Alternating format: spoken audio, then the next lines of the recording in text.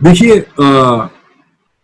جو قبیلہ، جو ان کا جو قبیلہ تھا ہاشم قبیلہ، یہ کہہ لیجیے ہاشم اور حضرت مطلب کا جو فیملیز تھیں، ان کے دو فیملی بن گئی تھیں الگ الگ، پولیٹیکلی ایز ون تھے یہ لوگ. ان کا جو، جیسے میں نے کہا کہ ان کی انفلوئنس جو ہے وہ ڈاؤن جا رہی تھی، وہ کم جا رہی تھی، وہ ان کی اتھارٹی، ان کا جو دبدبہ ہے وہ کم ہو رہا تھا.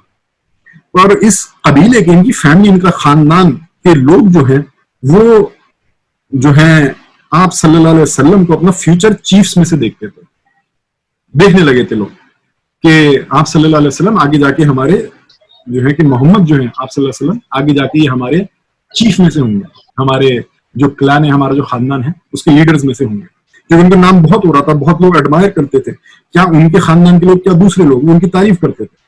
تو ان کو نظر آ رہا تھا کہ آپ صلی اللہ علیہ وسلم کی وجہ سے ہمارے خاندان کا نام ہوتا ہے، ہاشموں کا نام ہوتا ہے. تو انڈرسٹوڈ تھا کہ جس کا نام دوسرے قبیلے والوں کے بھی ہونٹوں پہ ہے اور وہ تعریف کرتے ہیں جس کی، تو ان کو نظر ہی آتا تھا کہ ہمارا لیڈرز میں سے بنیں گے یہ جو ہے.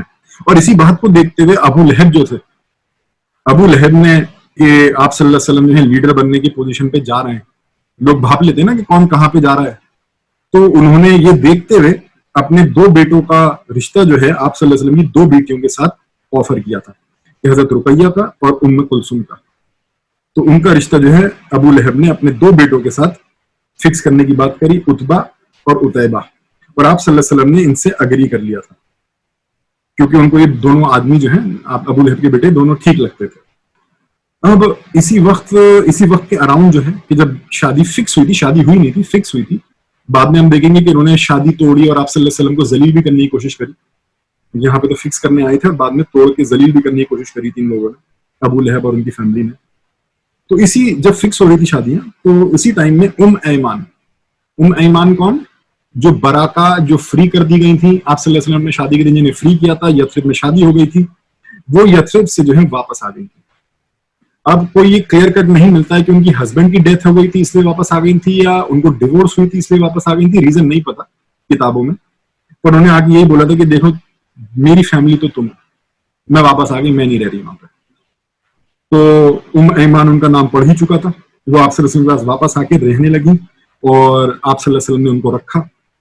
تو سمجھیے یہ جو ہے یہ فیملی ممبرس تھے، اور آپ صلی اللہ علیہ وسلم جو ہیں کبھی کبھی ان کو اپنی ماں پکارتے تھے، ام ایمان کو اپنی ماں کی طرح سے پکارتے تھے. اور وہ کہتے بھی تھے کہ میری جو فیملی تھی، مطلب ماں باپ جو تھے، میری فیملی اس سینس میں کہ اس درجے کے جو لوگ تھے اس میں سے میرے ماں باپ تو چلے گئے، بس یہ ام ایمان، یہ براکا جو ہیں جو غلام تھیں ایکچولی، یہ میری ماں کی طرح. تو بھلے ورڈ سننے کو تھوڑا عجیب لگتا ہے غلام یا سلیو، پر آپ صلی اللہ علیہ وسلم جو ہیں بھلے ٹیکنیکلی وہ غلام یا سلیو بولیں، پر وہ ان کی ماں کی طرح انہیں ٹریٹ کرتے تھے اپنی غلام کو، اور جن کو آزاد بھی کر دیا تھا انہوں نے. تو جو ہے اس میں جو ہم نے ابھی ڈسکس کیا، اس میں نوٹ کرنے والی بات یہ تھی کہ حضرت ابو طالب کا جب کنڈیشن ایسی ہوئی تو آپ صلی اللہ علیہ وسلم آ گئے ان کی، بلکہ میں حضرت عباس کو اپروچ کیا. حضرت ابو طالب کو پتا چلا وہ کس کا آئیڈیا ہے، کس نے کروایا ہے، میری مصیبت دیکھ کے کس نے میرے پر آسانی کرنے کی کوشش کری ہے.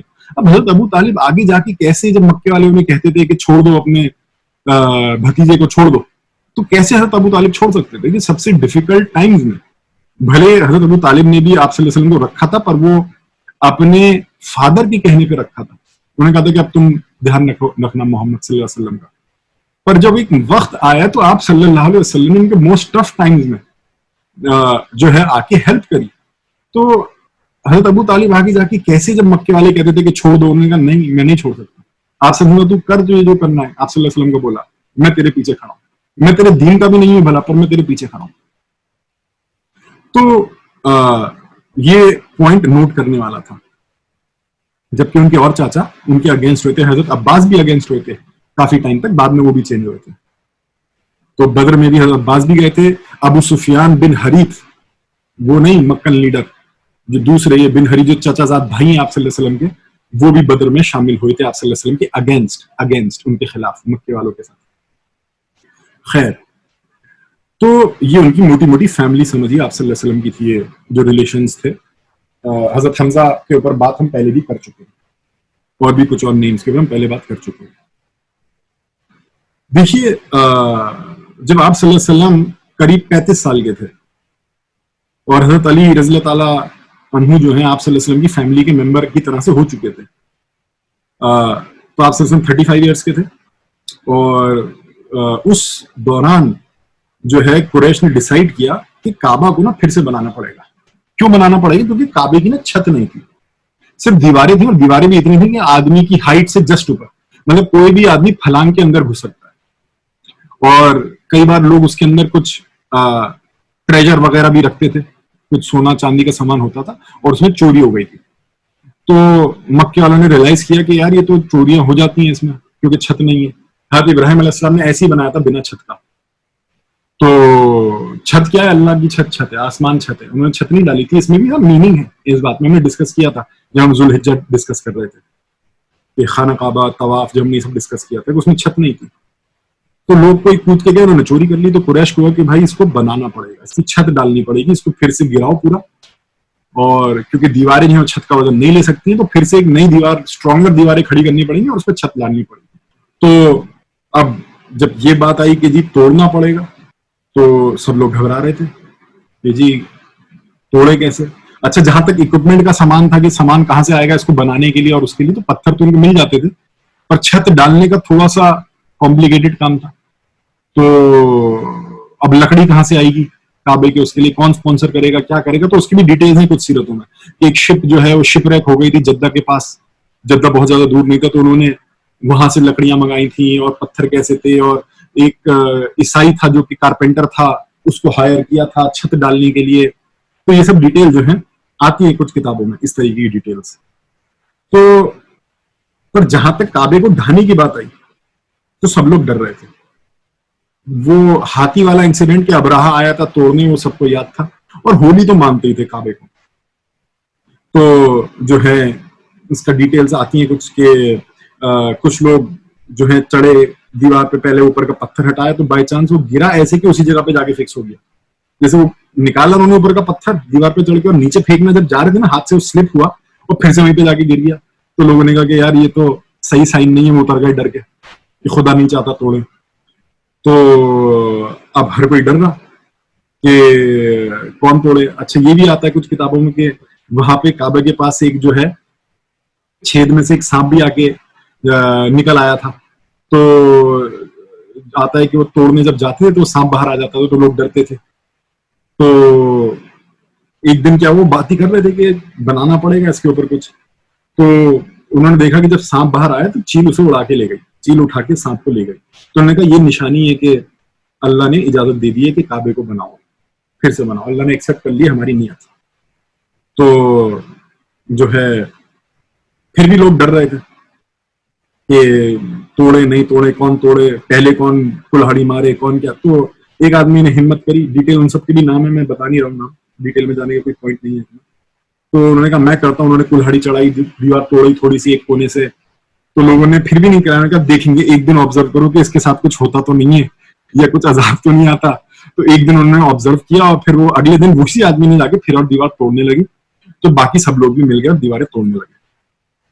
جب دیواریں توڑی تو دو انٹرسٹنگ باتیں آتی ہیں دیواریں ٹوٹنے کے ٹائم پہ، کہ جہاں پہ حجر اسود والا جو کارنر تھا، تو وہاں دیوار کے ایک اندر سے پتھر کے بیچ میں سے ایک رائٹنگ ملی، جو کہ عربک میں نہیں تھی، جو کہ سیریک میں تھی. تو سمجھے سیریا میں جو زبان چل رہی تھی، سیریک، ایرمائک، مطلب ایرمائک یا سیرین زبان سمجھ لیجئے، اس زبان میں ایک رائٹ اپ ملا، پرچہ، مطلب جس پہ کچھ لکھا ہوا تھا.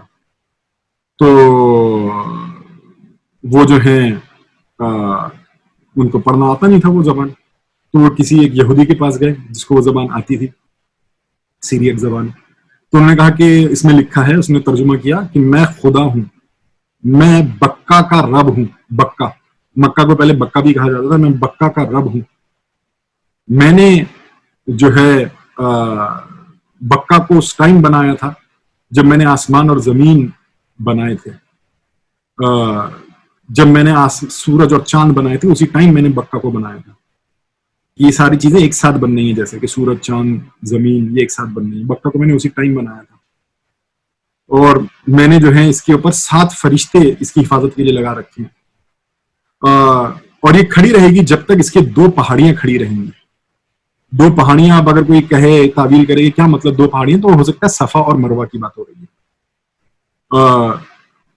اور برکت والے ہیں, مطلب بلیسنگز ہیں ان لوگوں پہ, برکت ہے ان لوگوں پہ دودھ اور پانی کی جو اس کے آس پاس رہتے ہیں.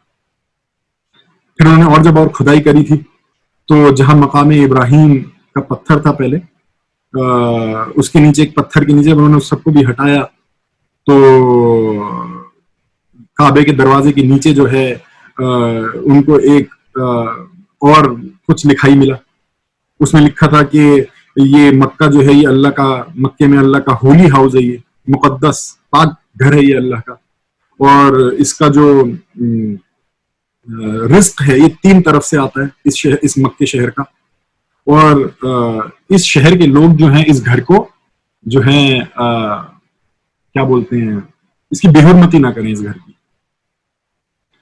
تو اس طرح کے کچھ 2 رائٹ اپس بھی آتے ہیں کہ نکلے تھے جب وہ کعبے کو ڈھا رہے تھے پھر سے بنانے کے لیے اس نیت سے. تو انہوں نے اور پتھر وغیرہ جمع کیے تھے, لکڑی جمع کری تھی, کارپینٹر تو تھا ہی. اور جب ہائٹ اٹھی دیوار کی اس پوائنٹ پہ کہ پھر سے حجر اسود کو واپس لگایا جا سکے, تو الگ الگ قبیلوں میں جو اس میں شامل تھے, ہائٹ بھی ایسے بنا رہے تھے کعبے کی کہ اس اتنی انچ یا اتنا فٹ جو ہے یہ والا قبیلہ بنائے گا, اس کے اوپر یہ والا قبیلہ بنائے گا. سب اس میں پارٹیسپیٹ کر رہے تھے کہ کعبے پہ اپنا حق جمانے کے لیے کہ ہم اس کو مانتے ہیں, ہمارا ہے, ہم اس کے ہیں. تو یہ نہیں کہ بس ایک ٹیم جوڑی, تو جو مزدور بھی جو آ رہے تھے, جو پتھر رکھ رہے تھے, ہر قبیلے سے جو ہے لوگ آ رہے تھے اس میں پارٹیسپیٹ کرنے کے لیے کنسٹرکشن میں. اب جب بات آئی حجر اسود کو رکھنے کے لیے, وہ تو ایک ہی پتھر ہے, سب میں لڑائی ہو گئی. یہ جو آنر تھا کہ حجر اسود کو کون واپس لگائے گا, تو لڑائیاں ہونے لگی اس کے اوپر. اس پوائنٹ تک آ گئے کہ لوگوں نے جو ہے ہتھیار تک تیاریاں کرنے لگے جنگ کی. نب اتنی بات جو ہے گرما گرمی ہو گئی کہ کون حجر اسود لگائے گا. یہ جنگ تک کی, مطلب ایسے سمجھیے ایسے لوگوں میں کہ اتنی سی بات پہ جو ہے, ایسی بات پہ جو ہے فوراً لڑنے مرنے کو تیار ہو جائے. تو ایسی سوسائٹی میں جو ہے آپ صلی اللہ علیہ وسلم آئے تھے. اسی کو کہتے ہیں دور جہالت. یہ کوئی بات جو ہے بھائی ہر بات تم لڑنے پہ کیوں لے جاتے ہو, ایسا نہیں کہ کوئی سمجھدار لوگ نہیں تھے ان کے بیچ, آف کورس تھے, جیسے حنفا تھے, اور بھی لوگ تھے جو سمجھداری سے کام لیتے تھے.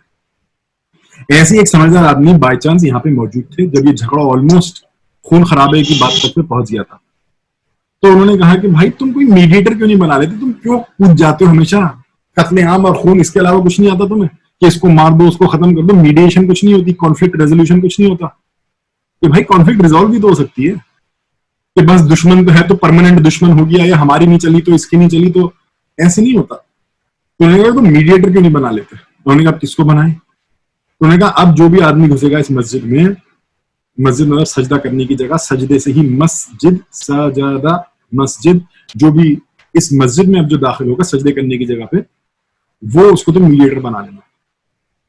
اب اللہ کا کرنا ایسا تھا کہ آپ صلی اللہ علیہ وسلم مکے کے باہر تھے کچھ دن, وہ واپس آئے تھے.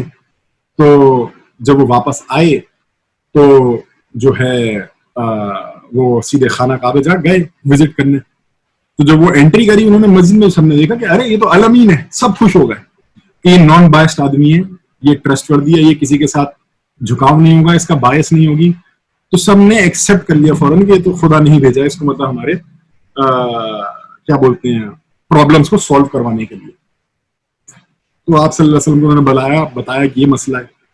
تو آپ صلی اللہ علیہ وسلم نے بولا کہ اچھا یہ بات ہے. انہوں نے کہا لاؤ کوئی چادر وادر دو. تو کسی نے اپنا جو ہے کوٹ, بڑا سا کوٹ یا کچھ اس طرح کا دے دیا. انہوں نے کہا اس زمین پہ بچھایا اسے اور کہا حجر اسود اس پہ رکھ دو. انہوں نے رکھ دیا. انہوں نے کہا سارے قبیلے سے ایک ایک آدمی جو ہے اس کو پکڑے اور اوپر اٹھائے. سب نے مل کے اسے اوپر اٹھایا, اور جب وہ اس ہائٹ پہ پہنچ گیا کہ جہاں پہ حجر اسود لگنا تھا, آپ صلی اللہ علیہ وسلم خود اپنے مبارک ہاتھوں سے حجر اسود کو اٹھایا اور خانہ کعبہ کے کارنر میں لگا دیا. تو اس طریقے سے آپ صلی اللہ علیہ وسلم نے جو ہے 35 ایئرس کی ایج میں سمجھیے اس مسئلے کو جو ہے سالو کیا, جو کہ پھر سے جھگڑے ہونے پہ آ رہا تھا. اور یہ ایک سمجھیے ایک ٹریلر سا تھا کہ قبیلوں کو یونائٹ کرنے کا جو کام تھا وہ آپ صلی اللہ علیہ وسلم آگے جا کے جو کریں گے اپنے پیغمبریت کے مشن میں. تو سمجھیے ایک ٹریلر کی طرح سے تھا یہ جو خانہ کعبہ کو بلڈ کرنے کا جو واقعہ ہوا. اسلام سے ریلیٹڈ انٹرسٹنگ باتیں جاننے کے لیے دیکھتے رہیے ہمارے ویڈیوز.